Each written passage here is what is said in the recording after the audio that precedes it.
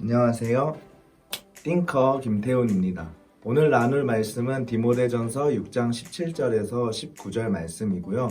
영원한 생명에 대해서 나누려고 합니다. 코로나19에 대한 경계 단계가 2월 23일 이후로 심각 단계로 격상했죠. 벌써 그 심각 단계로 격상한 지 한 달이 다 돼가는데요. 여러분들 예방수칙 잘 지키고 계세요? 마스크 착용하시고 꼭 외출 후에 집에 돌아왔을 때는 30초 이상 손 씻기 잊지 마세요. 여러분의 생명은 소중하니까요. 이번 코로나19를 통해서 여러 가지 모습들을 볼 수 있는 것 같아요. 마스크가 평소에 3배, 5배 비싸게 나왔는데도 불구하고 많은 사람들이 그 돈을 지불해서 마스크를 사는 것을 볼 수 있고, 또 교육열 하면 최고인 대한민국에서 학원이 문을 닫고 학교가 개강과 개학을 뒤로 미루는 일들도 우리가 보고 있습니다. 또한 많은 사람들이 자신의 즐거움을 포기하고 자신의 안전을 위해서 집 안에만 생활하는 모습들도 우리가 볼 수 있는데요. 이런 여러 가지 모습들을 통해서 우리가 발견할 수 있는 한 가지 공통점이 있는데, 그것은 바로 사람의 생명이 그 무엇보다 소중하다는 것이에요. 생명을 잃어버리면 돈을 버는 일도, 교육을 받는 일도, 즐거움을 누리는 일도 하지 못하기 때문에 사람에게 제일 중요한 것은 바로 생명입니다.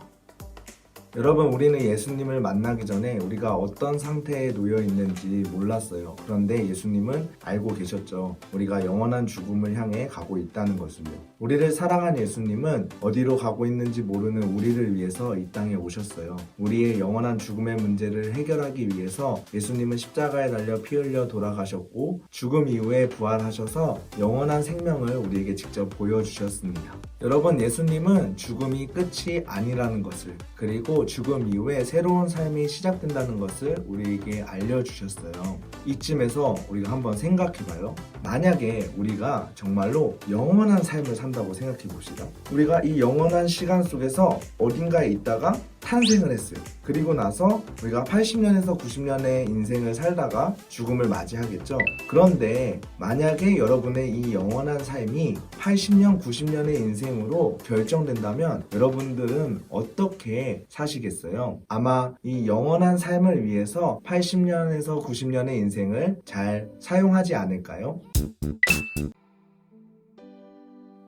오늘 말씀을 보면 재물에 소망을 두지 말고 오직 우리에게 모든 것을 후히 주사 누리게 하시는 하나님께 두며 선을 행하고 선한 사업을 많이 하고 나누어 주기를 좋아하며 너그러운 자가 되게 하라. 이것이 장래에 자기를 위하여 좋은 터를 쌓아 참된 생명을 취하는 것이니라 라고 말하고 있어요. 여러분, 돈과 물질은 우리의 먹고 사는 문제를 책임지기 때문에 굉장히 중요한 것이죠. 그런데 여러분들이 만약에 돈과 재물이 부족해서 힘들 때, 혹은 돈과 재물이 풍성해서 행복할 때 누군가가 여러분에게 여러분의 인생은 돈과 물질이 아니라 하나님이 책임지십니다. 하나님께 소망을 두고 사세요 라고 말한다면 여러분들은 어떠실 것 같으세요? 이 말에 동의가 될 것 같으세요? 그렇지 않죠. 왜냐하면 하나님에 대한 지식과 경험보다 우리는 돈과 물질에 대한 지식과 경험이 훨씬 더 많기 때문이에요. 우리가 돈과 물질이 아니라 우리에게 영원한 생명을 주시는 하나님께 소망을 두고 살기 위해서는 어떤 것이 필요할까요? 첫 번째는 하나님을 아는 것이고, 두 번째는 그 아는 것을 믿음으로 행하는 것이에요. 즉, 우리가 먼저 해야 되는 것은 성경을 읽고 하나님을 아는 것이고, 그 아는 것을 믿음으로 선택하고 그 방법대로 살아가는 것, 그것이 바로 하나님께 소망을 두는 것에 있어서 꼭 필요하다는 것이죠.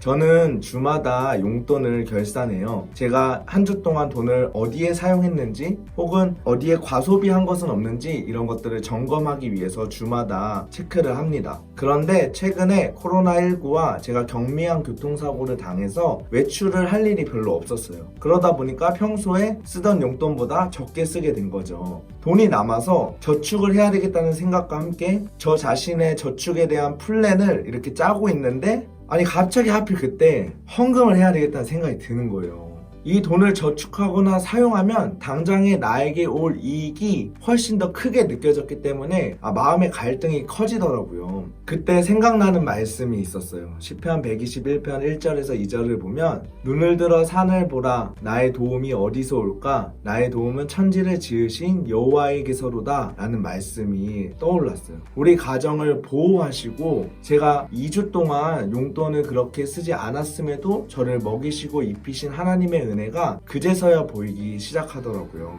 저는 감사함으로 하나님의 나라의 사업을 위해서 기쁜 마음으로 헌금할 수 있었습니다. 여러분은 무엇을 위해 살아가고 있나요? 여러분이 하시고 있는 선택은 여러분들을 어디로 이끌어가고 있나요? 원주민 사역을 하시다가 단 한순간에 돌아가신 짐 엘리어 선교사님은 이런 이야기를 하셨어요. 영원한 것을 위해 영원하지 않는 것을 버리는 사람은 바보가 아니다. 다시 말해 영원한 생명을 위해서 영원하지 않는 것을 버리는 사람을 향해 우리는 지혜로운 사람이라고 말할 것입니다. 이 영상을 보고 계신 모든 분들이 지혜로운 사람이 되셔서 하나님을 알고 하나님의 말씀대로 행하는 것을 통해 영원한 생명을 소유하는 삶을 사시기를 간절히 소망합니다. 여러분의 그 믿음의 선택을 댓글에 남겨주세요. 저도 함께 응원하겠습니다. 구독과 좋아요 눌러주시고요. 다음에 또 뵙도록 하겠습니다. 안녕.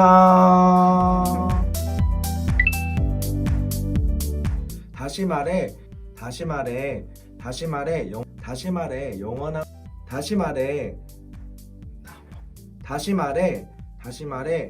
왜 이렇게 웃기니.